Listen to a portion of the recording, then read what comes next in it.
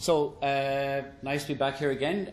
This is a joint presentation between the guy who's now leaving the room and myself.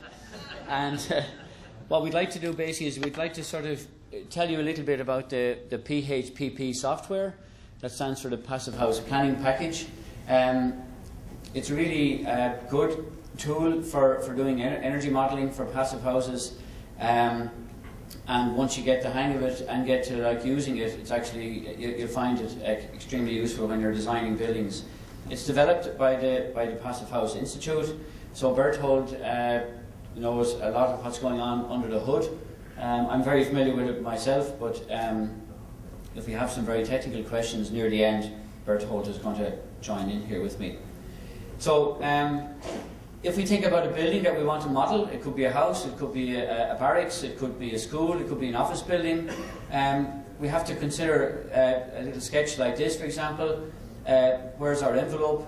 What sort of U values do we have? What sort of R values do we have? Where's our glazing? What about the shading situation? In what climate is it located? Is it an office? Is it a home? Is it a school? What ventilation rates we need, and so forth. So you have to imagine now we want to put a building like this into the software and try to see what the energy balance is going to be. Just to give you kind of a schematic of how it all works, putting a building into software is like going on a journey, and there's a starting point, a middle point and an end point. And what I'd like to do is, first of all, is just give you an insight into what that journey is. And this is the path that you would take if you want to have your building certified. So the very first page is called the verification sheet, and that's where all the data comes together. It's blank when you first start. You're starting with a blank canvas, and eventually that sheet becomes populated with information such as what your heat demand is, what your cooling demand is, and so forth. You need to select your climate. So this software is used no matter where you are in the world, whether it's Dublin, Dubai, Dusseldorf, or here where we are here now, for example, in San Antonio. So you have to select the climate and where you're located. Then you start to calculate the U values and the R values for the opaque elements. So what's the build-up of my floor, what's the build-up of my wall and my roof, and so forth. You also have to specify what the ground conditions are. How high is the water table level, what type of soil you're dealing with, because that all has an impact on the building energy balance. You then start to put in the building shell. That sheet is called areas, and this is for the opaque elements. So how many square feet of wall do I have, how many square feet of floor do I have, and how many square feet of roof do I have. We then start to look at the windows, and this is where everything slows down when you're putting a project into PHPP, because you have to select the type of frame, the type of glass, the type of spacer, all the sort of information that we had discussed yesterday. You also have to specify very carefully the shading situation. So you have to identify, are there nearby buildings which are causing a shadow in my building? Are there mountains? Is there vegetation? Is that vegetation deciduous or evergreen? If it's evergreen, it's effectively like a building. If it's deciduous, it only has an impact in summer.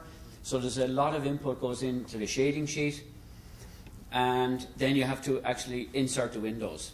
So every pane of glass is treated as a window. So if you have one window with 4 panes of glass, each of those panes of glass is treated separately. So it's put into a very, very high level of detail. You have to specify for each window its orientation, whether it's a vertical window or whether it's inclined, and we'll demonstrate this to you now as we go along. So you've pretty much put in the envelope at that stage. You've put in the R values, you've put in the window type, the glazing type, and so forth. The next thing you want to do is specify the ventilation system. What sort of CFMs do you want per person? What sort of energy recovery equipment are you going to use? What's your airflow change rate, and so forth, that you want to achieve? So you specify that in the software. At that point then, you'll actually know what your annual heat demand is. And there's a limit. The limit is 4.75 kilobTUs per square foot per year. So at that point you'll know if you've made the grade or not. You'll also know if you've made the grade on heating load. If you haven't met the requirement at that point, it's not a disaster. You go back in and you put more insulation in the roof, for example, or you change the orientation of the windows, or you put in a better G value, or you put in a better fitting detail or whatever. So the PHPP is a really good design tool from that point of view. If you don't make the grade on the first time, you go back at it and try to improve it. We then look at the cooling side of things, and there's special shading devices that we can use in the summertime, such as blinds, or, as I mentioned, deciduous trees, which are effective in the summertime. And we also look at summer ventilation. So if you're in a climate that's not hot and humid, you may be able to cool the building at night time simply by opening the windows. Yes, you can open the windows in a passive house. No problem. The passive house police won't call to your house. And there's other summer sheets that you have to fill in for dehumidification and so forth. And then you know your cooling demand and your cooling load. And there's also a maximum threshold which you must meet in that regard. And again, you arrive at a point, have I met the requirement? If I haven't met the requirement, I go back, maybe I take out some of the south-facing windows, or maybe I make it more airtight, or whatever I want to do. So at that point, you've actually you've dealt with the building itself, and you know if you've met the criteria of heat demand, heat load, cooling demand, and cooling load. Then we jump over and we start to look at some of the mechanical systems. A lot of discussion about that yesterday, and I hope to give you some insight into that now this morning. We need to look at our domestic hot water production. How are we producing the hot water, and how are we distributing the hot water? Are we using a solar system? Also, we look at the electricity and the plug loads. So how many laptops and PCs and plasma TVs? Do we have a refrigerator? Do we have a dishwasher? How do we wash our clothes? How do we cook?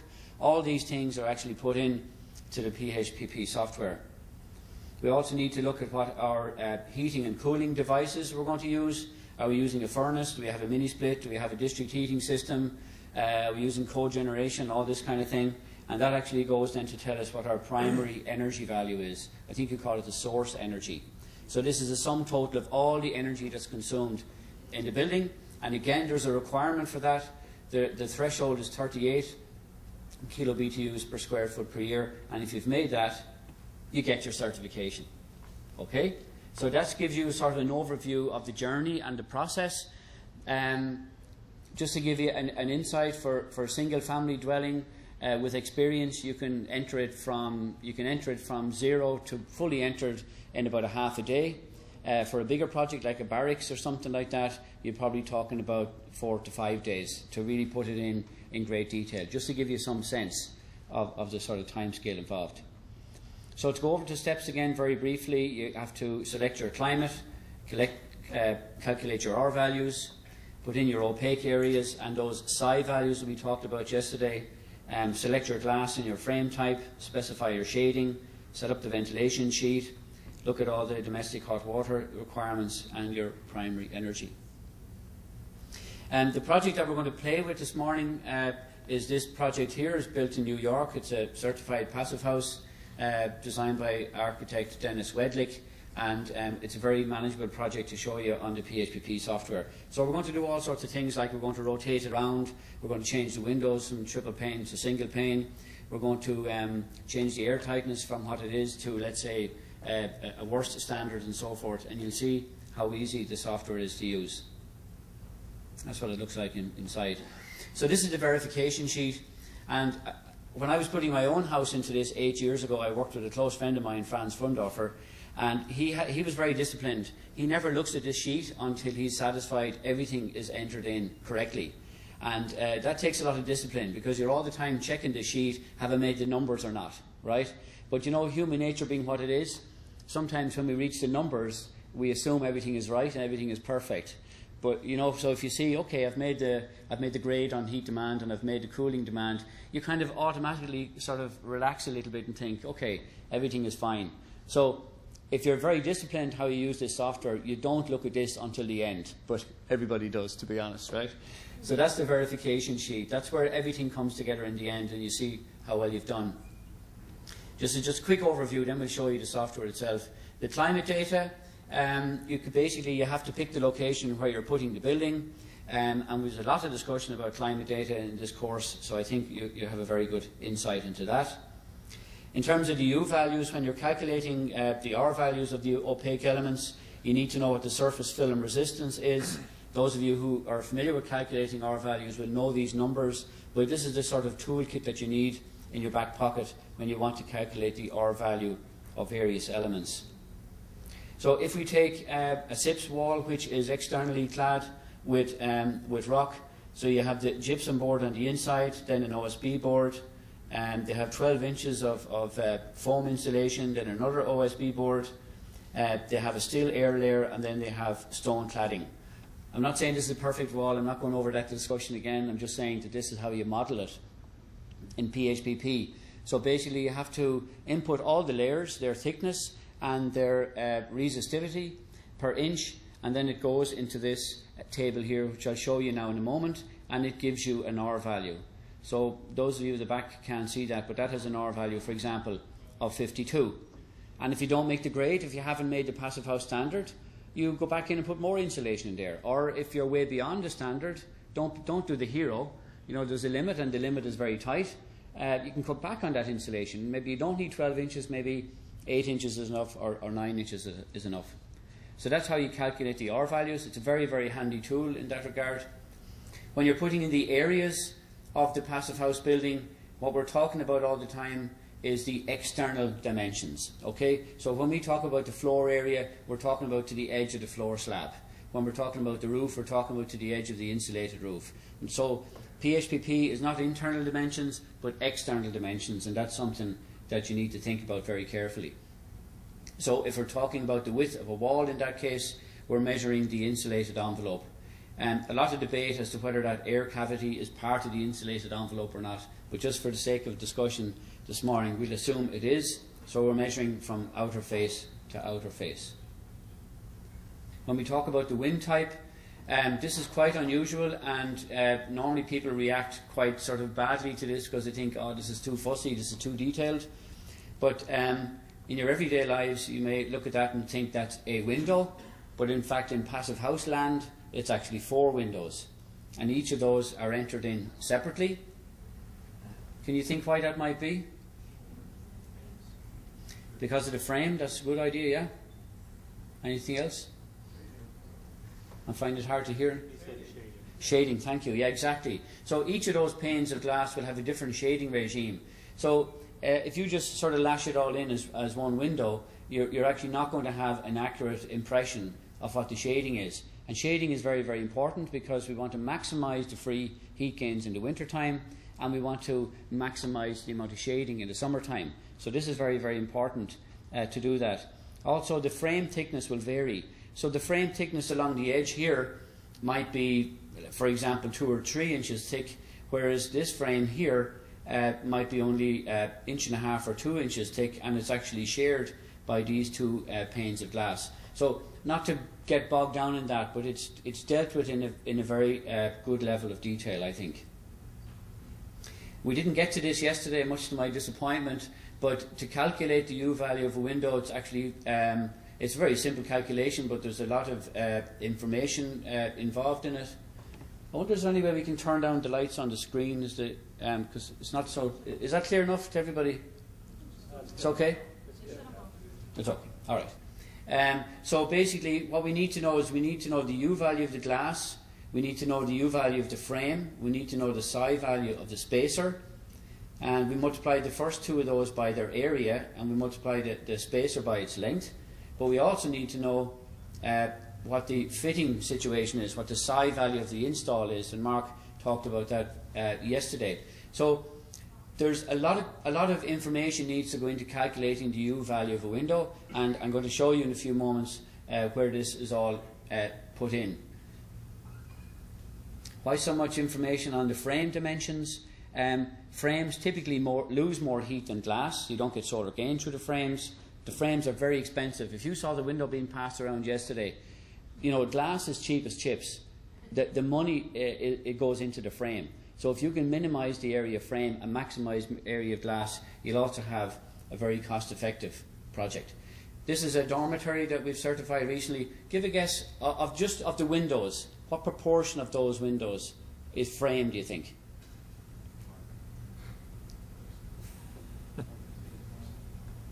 30%, right? That's quite normal. So if you put in your project into PHPP, it's quite typical that the frame proportion will be 30, 35, even 40%. It's actually staggering when you see that for the first time.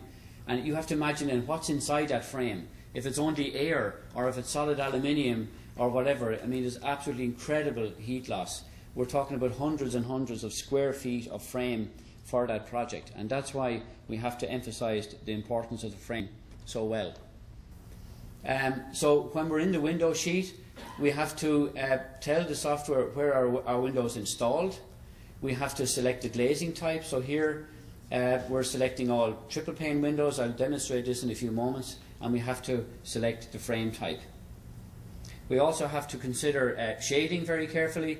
You can see in this project here, there's shading from the roof overhang, there's shading from the side reveals of the windows, there's shading from deciduous trees and evergreen hedges, there's shading from this building and so forth. And this is very, very important to quantify. Thank you very much, whoever's flicking the switches there.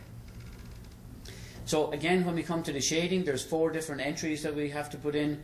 We have to put in a neighbouring building. In this case, what I'm showing you this morning, there is no neighbouring building. It's out in the middle of nowhere. We have to put in the side reveals. So the left and right reveals of the window will cause shading. There'll always be shading from overhead. Some cases it's just the top reveal of the window, but in most cases it's an overhang or a hangover or a balcony or something like that. No hangovers this morning. And then that's all totted together. So you combine the shading from the neighbouring building, from the side reveals, from the overhang, and that basically gives you then on the left, on the right hand column here, how much energy are you actually getting at each pane of glass here.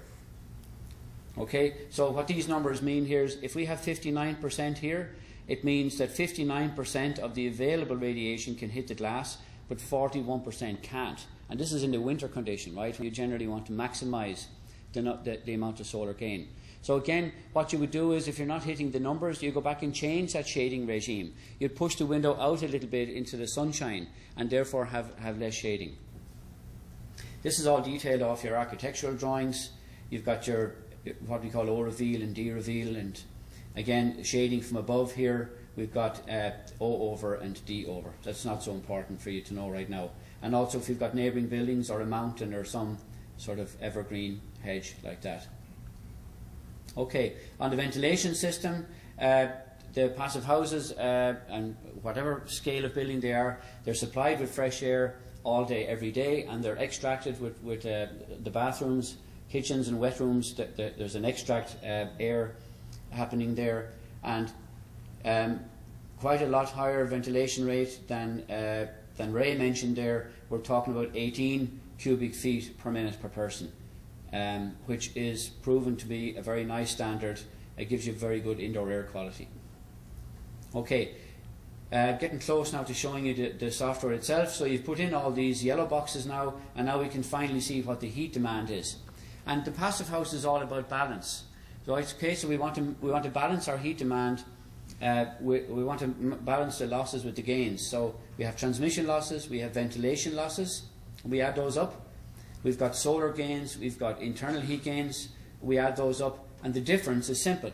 That's basically what our heat demand is. And if we've met the standard, you can finish work early and go for a beer. If not, you have to go back and redesign it.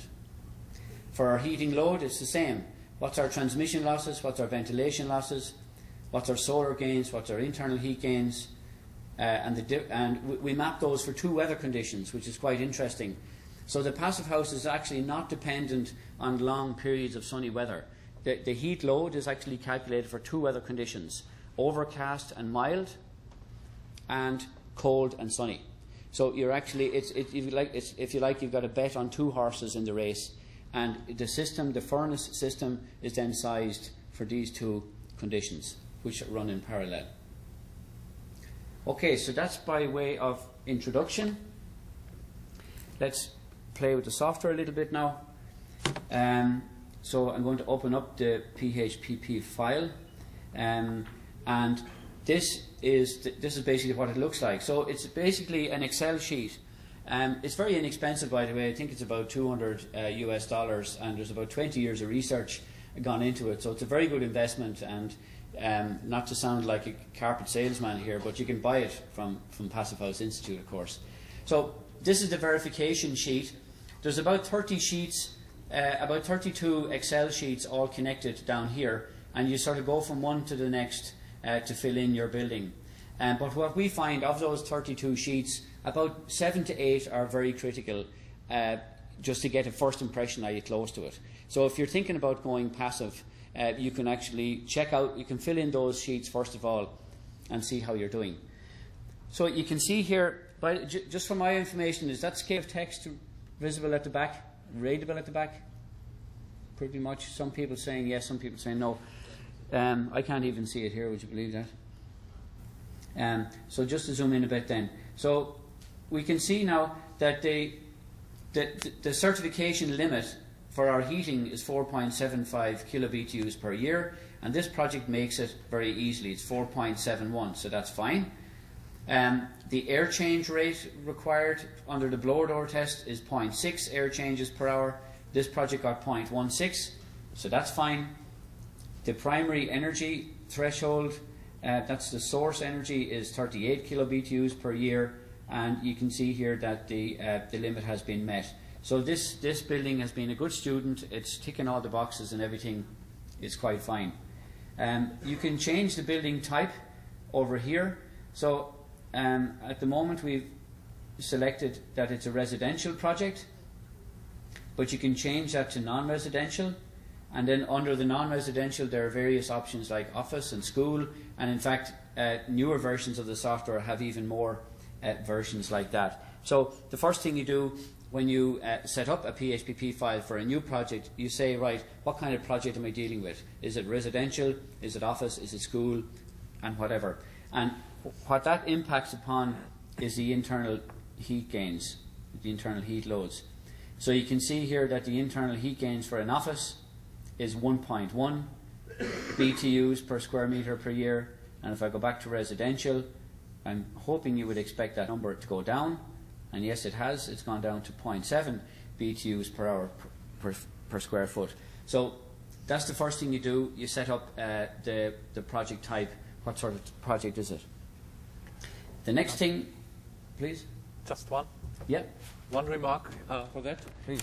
We have sometimes discussions about these very low internal heat gains. So people say, well, we have very much more.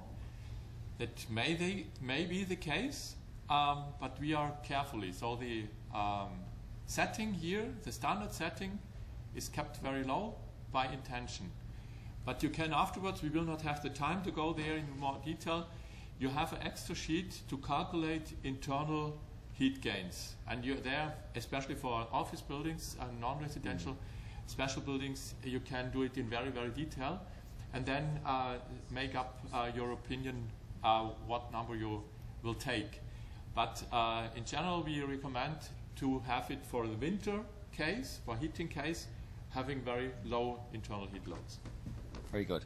So you can go with the default, or you can actually specify it up. You can count the number of photocopiers, the amount of fax machines, coffee machines, and all that kind of thing. So that's the verification page. The next thing, what was the next page, guys? Can anybody remember?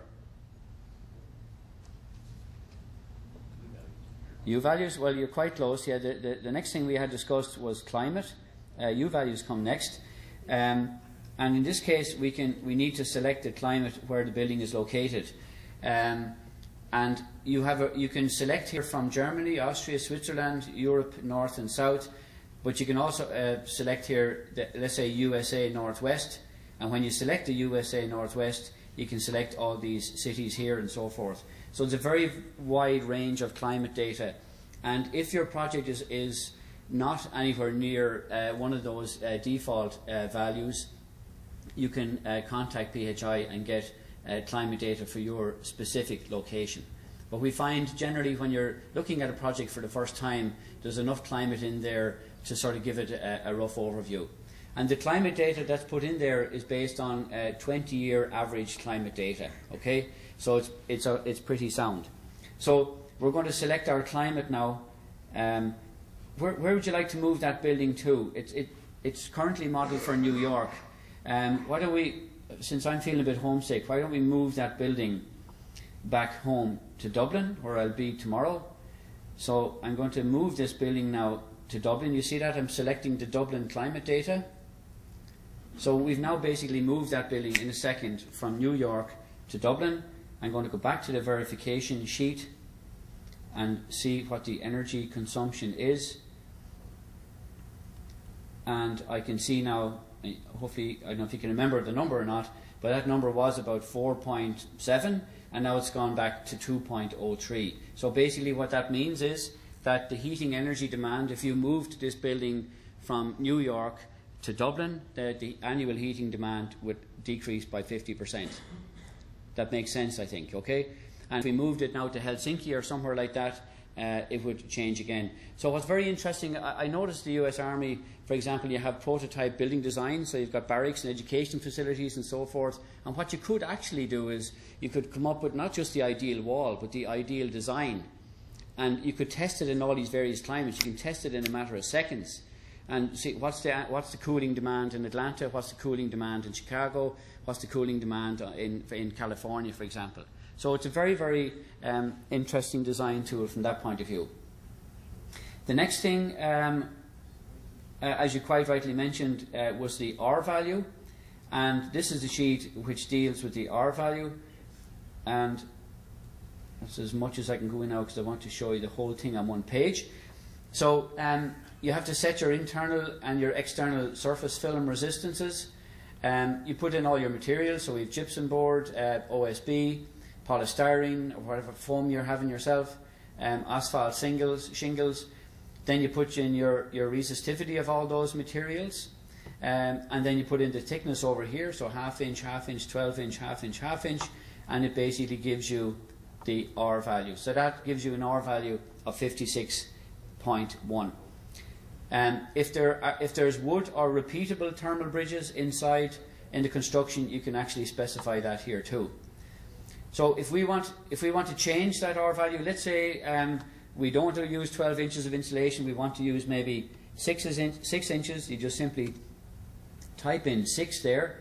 Now our R value has gone down to 29.6. We go back to verification. Oops, we're still in Dublin. Let me change that. That's the other thing when you're playing around with this. You want to make sure that you remember to go back to the climate. So I've changed the climate again now from Dublin to New York. And I'm going to go back to the verification sheet. And you can see now that they've gone bust. Okay? They haven't met the limit, the passive house threshold. So the threshold for space heating is 4.75. I've changed the insulation in the roof from 12 inches to 6 inches, and I've gone bust. Okay? So I'll have to go back now and optimize that a bit better. I'll go back into my R values. Let's try 9 inches. Go back to verification. I'm getting closer, but I haven't got there yet.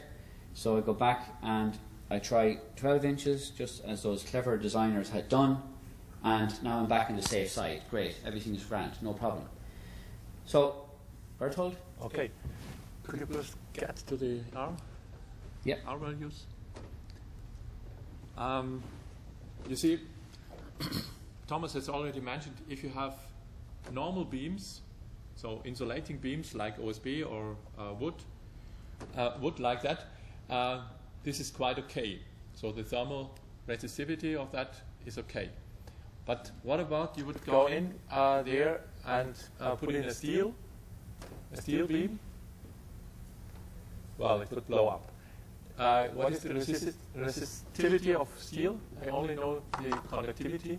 Okay, so there's a reference list over here of the resistivity of various materials, and we've got concrete, masonry, wood, other steel. You see it here, so it's 0.003. Does that make sense to everybody? Yes.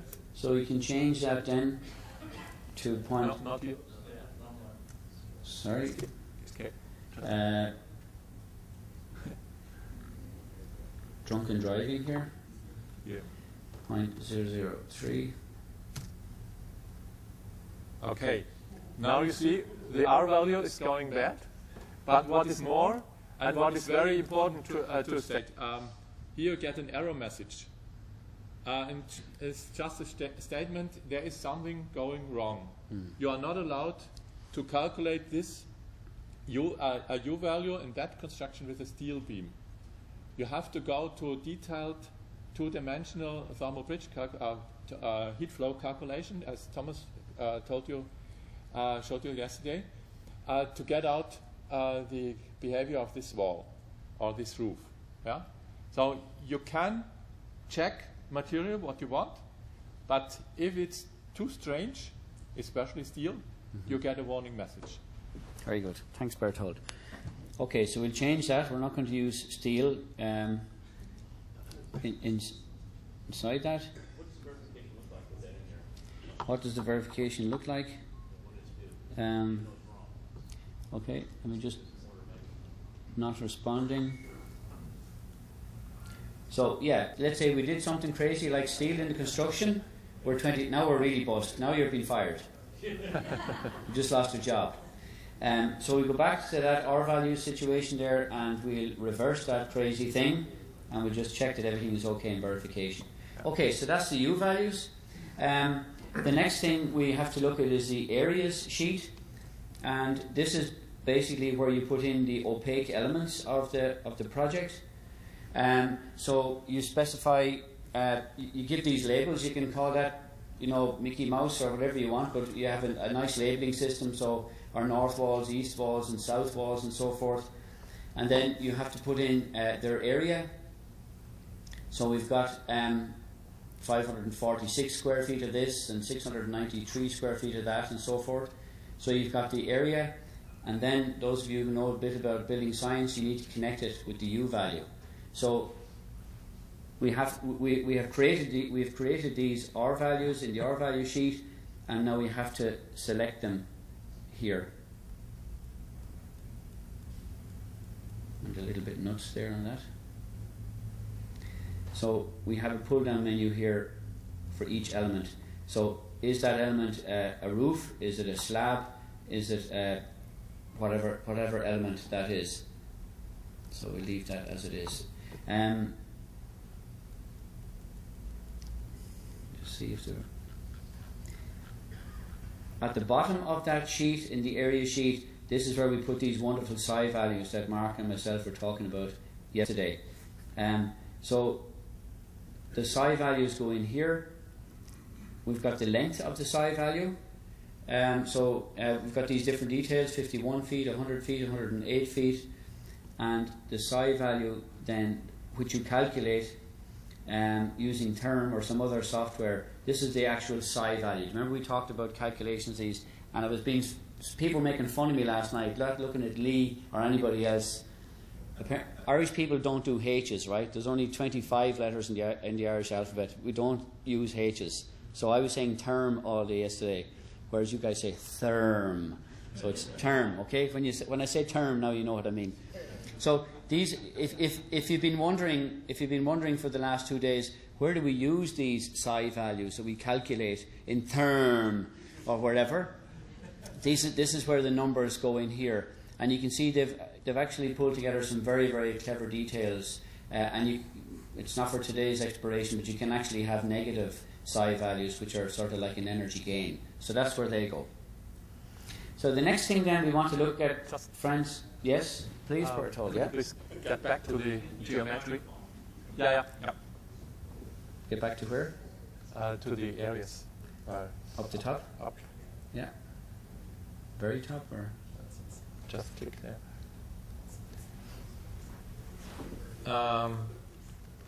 No. Down. Here, you see there are some yellow fields left blank. They got the areas directly out of anywhere. Well, you could include here the dimensions of an area, width and height. And, well, in any way, this is somehow work, yeah? Especially if you go to larger buildings.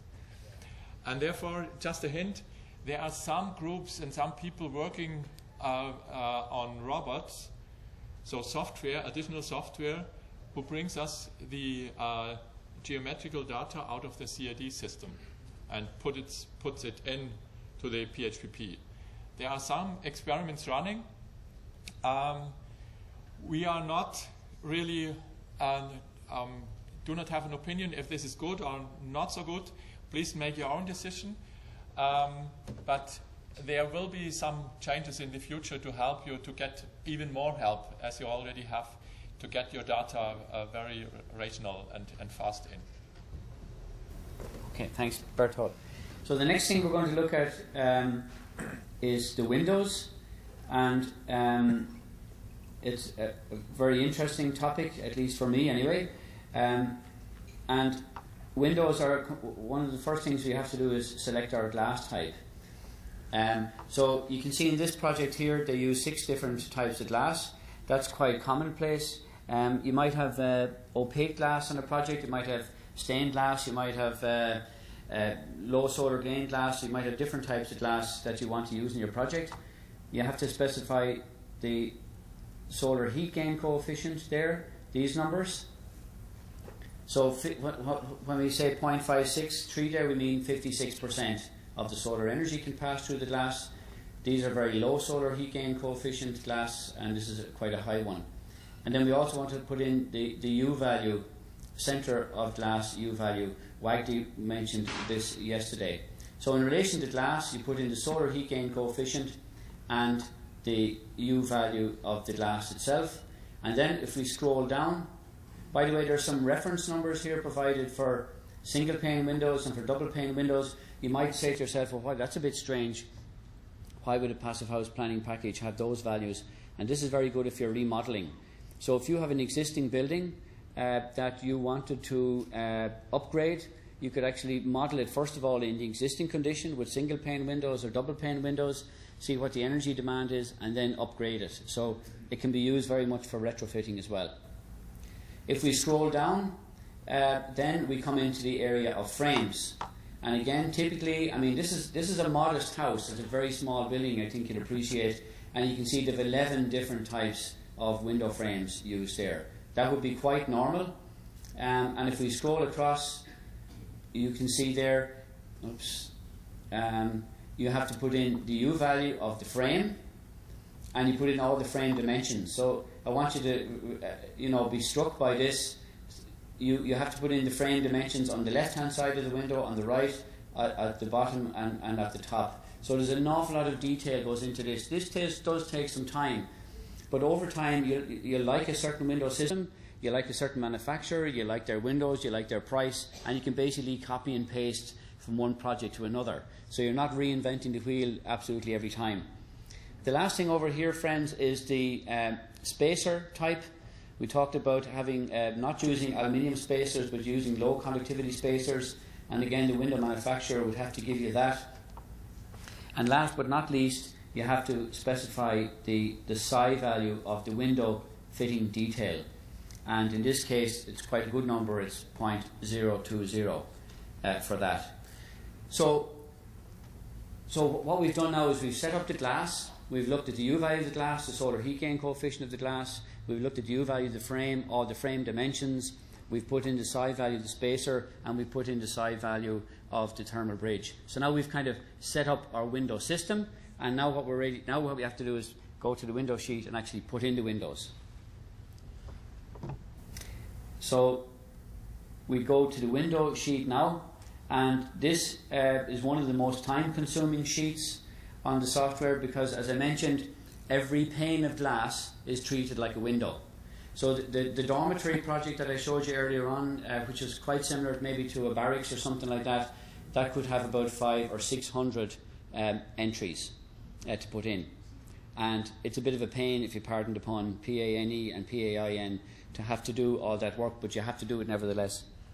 So when we're in the window sheet here, we want to look at the orientation, and in passive house land 180 degrees is south, 0 degrees is north, and 90 is east, and 270 is west. And of course so this is basically where we're setting up the orientation of the building now. It doesn't have to be 180 or 90 or 0 or whatever, you can actually put in the numbers. So I'm going to show you now how easy it is to play with the orientation of the building. And what I'm going to do is I'm going to change all these south-facing windows to north-facing windows. How do you think I'm going to do that? Copy and paste. So 0 is north, and if I just grab that cell there and drag it down, what I've done now in literally 2 seconds is I've actually turned the building completely around by 180 degrees. So what we can do now is we can go back to the verification sheet, and we can see now that we've gone bust. Okay, we were below the standard for certification for space heating, and now we're actually 3 times that amount. So there was a question yesterday about orientation and the impact of orientation, and clearly it has a very impact in this climate and for this building type. Okay, so we're not going to do that, so we're going to undo that orientation, but I just wanted to show you how easy it is to play with that software. The other thing we can do then is we can change the glass type. So let's say, look, there's a mistake. Let's say we're not going to go with triple pane windows, we're going to go with single pane windows. I happen to know the code for single pane windows is code number 12 here. And again, if I grab that, if I copy and paste, so I'm literally changing all the windows now from triple pane to single pane. But it takes 1 second to do that. Let's give a guess, guys. What do you think the heat demand is now? 50? Okay, any other numbers? So it was at 4. Do you think it's going to be 50? Let's have a look. 25 or so. Okay, you weren't far out. So you can see from this what a sort of useful, flexible software it is, and makes it very easy to change things as you go along. Let me see now. Go back and change that. What about the psi value? If we want to demonstrate the impact of the psi value, we have quite a good fitting detail there at the moment, but what if we make it a really bad detail? Like, for example, 0.1. So let's say we cancel that. So we've ignored the best advice and we've put in a really bad fitting detail. We can go back and check that now again in our verification, and we've actually gone bust as well. So that shows you the importance of that window fitting detail. It mightn't seem like much, but it's the difference between certification and not. And so all these little things add up together to be very important. So I'll undo that again. 0.2. Okay. I've made it even more well spotted. Thank you for that. The next thing, as I mentioned, is we want to look at the shading sheet, and here we have to put in the depth of the reveal on both sides, and the depth of the overhang, and if there's any shading around us. So you can see for this project here there was a very deep roof overhang. I don't know if you remember that from the photograph, but the architectural expression was they had a very deep roof overhang which provides shade in the summers, 48 inches deep, that overhang. And again, if you wanted to put in an even deeper overhang, it's very simple. You would just change that to 60, for example, 60 inches, and then you can copy that down there. So now we've got a 60-inch overhang everywhere, and doesn't seem to have much of an impact on our energy balance, probably just to do with the orientation there. So the shading sheet, we find in our experience, the shading sheet takes the longest time to fill in. It's a bit of a pain to fill it in, because especially if you have if you've got architectural expression which has maybe a deep reveal on the left hand side and a shallow reveal on the right hand side. If you've got these kind of odd things going on, it can take some time to actually put all that in. So once we finish the shading sheet, we can then look at the window energy balance, and I think you'll find this quite interesting. So we start off here with the energy that nature sends us, okay? So the amount of kilobitu's of sunshine that we get per square foot in the year, this is what nature sends us, and that depends on the climate data. So if I selected Dublin now, this available resource would be quite different. Then we have the first reduction factor, which is our shading. So it's like you go to a restaurant and you start out with $100 and you buy a drink before your dinner. You know, that's the first reduction factor.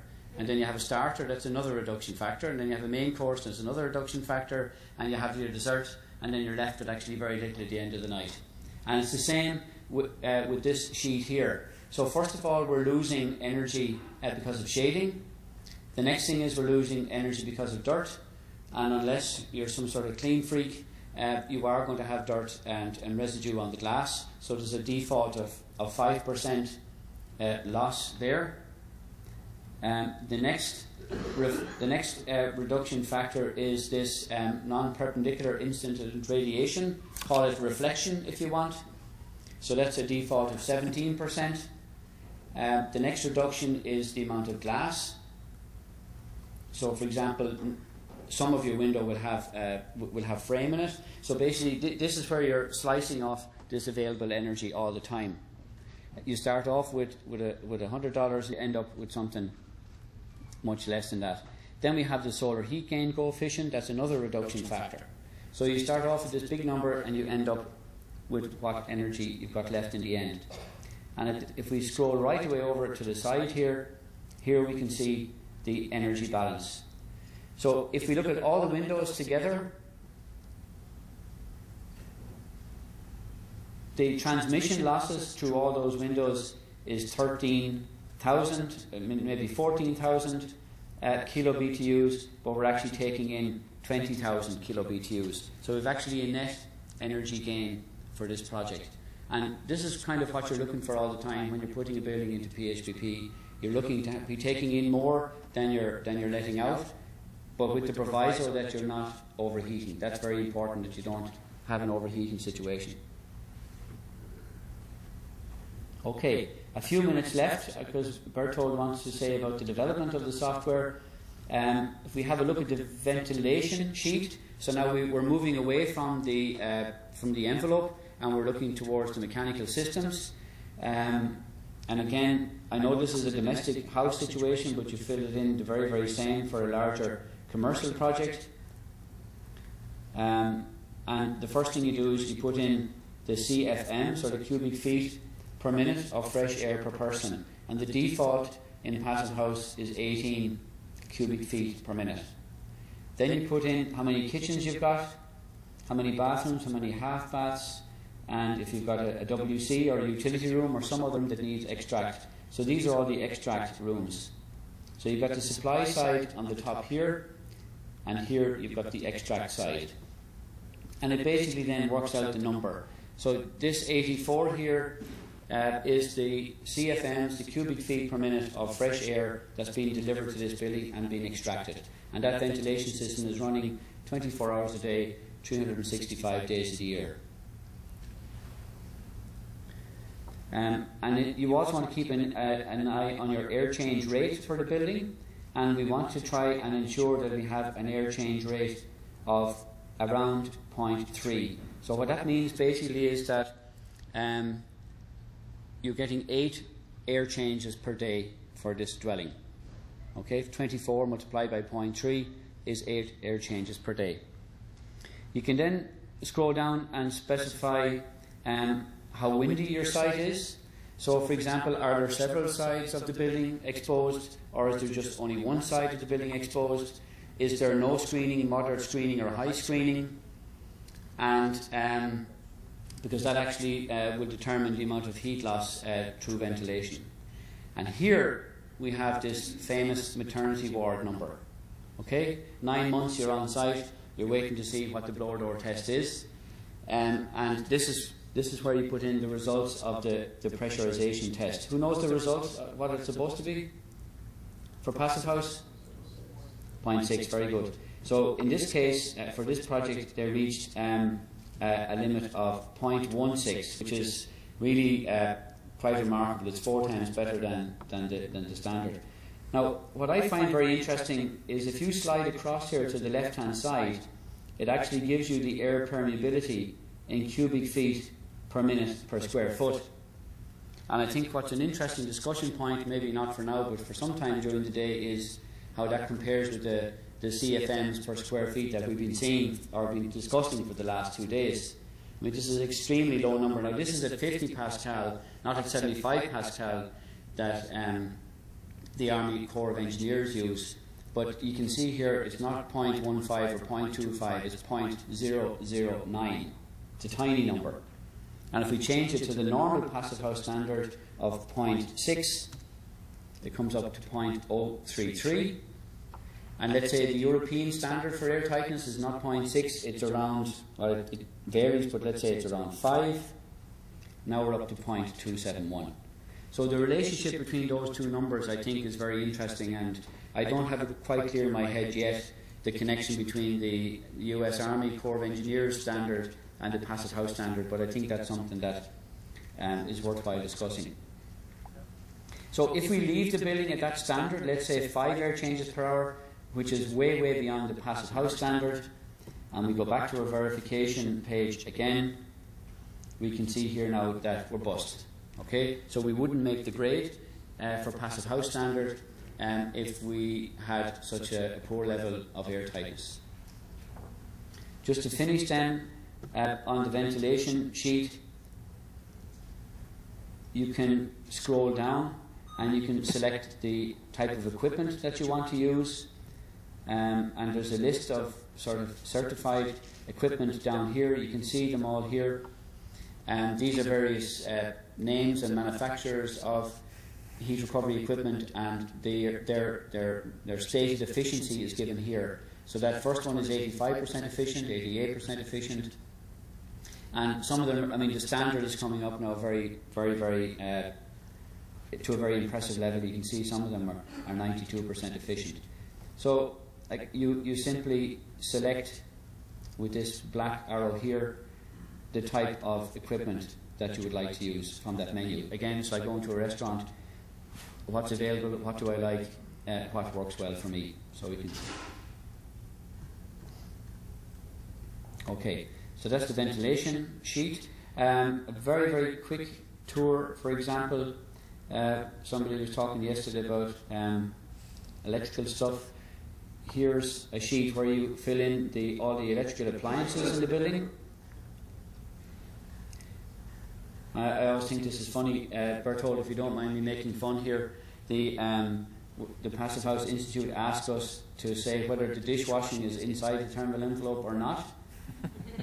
And I can't imagine a dishwasher out in the garden, but maybe that's something that those guys in Passive House Institute like to do. But so you specify your dishwashing. You specify your clothes washing, for example. Is there a cold water or a hot water connection? How are you going to dry your clothes? Do you have a refrigerator or a freezer or a combined unit? What are you cooking with? Oh, here he comes now. To be serious, that's one point is if you have your washing machine in the thermal envelope, so in the kitchen or bathroom, or downstairs in the basement, in the cold basement. Yeah. Therefore, and we have one column, it's Excel, well, we have one column and we have to fill it for everyone. Okay, very good.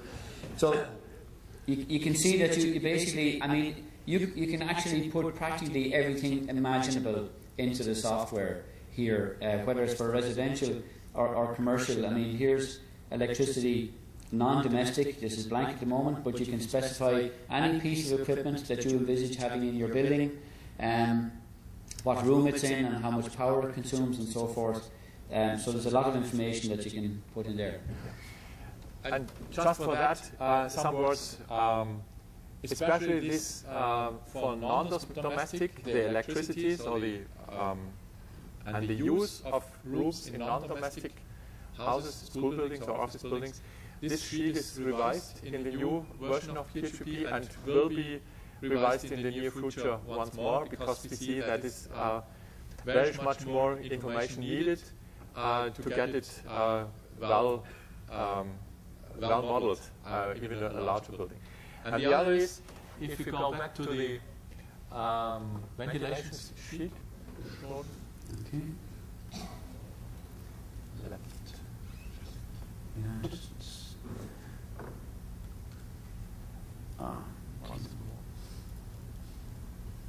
Here, the ventilation, this is for the sheet for a residential home. You have just one system. And in an office building, you may have in every floor one system. And maybe different ones. Or if you have an apartment building, you have several apartments with different systems. We did it larger, this sheet, and you can now enter several different ventilation systems and get an average value for the effectivity of all that. So it's much more sophisticated in the newer version. So, well, and the last word, then we have 10 o'clock, last word about, we did not say something about cooling and summer. So the basic information is included here, but if you go with non-residential buildings to summer and the hot and humid climates, PHPP can give you only a rough estimate of what's going on, because PHPP is a one-zone model for the whole building. If you have very many zones with a very different behavior, you cannot model it in total with that. You can get a rough overview. It's helpful for the general design. But first of all, you have to do your cooling system and so on by methods of engineers. So now and then, yeah. And what we recommend, and what I have told you yesterday, for the summer situation, do a dynamic simulation, a detailed dynamic time-resolved simulation of the summer case for special areas of the building, or maybe of the whole building if you want, and if you want to pay, so that you get detailed information what's happening with cooling and dehumidification.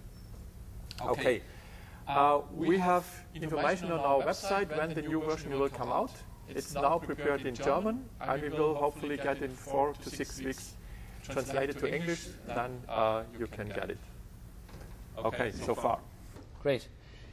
Okay, Alexander, so I hope that was useful. It's hard to demonstrate a software package in a very big room like this in a limited time, but I hope you have some impression of the sophistication of it, the amount of detail you can put in, and how useful it is as a design tool. And you know, with some experience and some practice, it's quite easy to use. So thank you very much. I think we have coffee now, Alexander, is it? Thank you.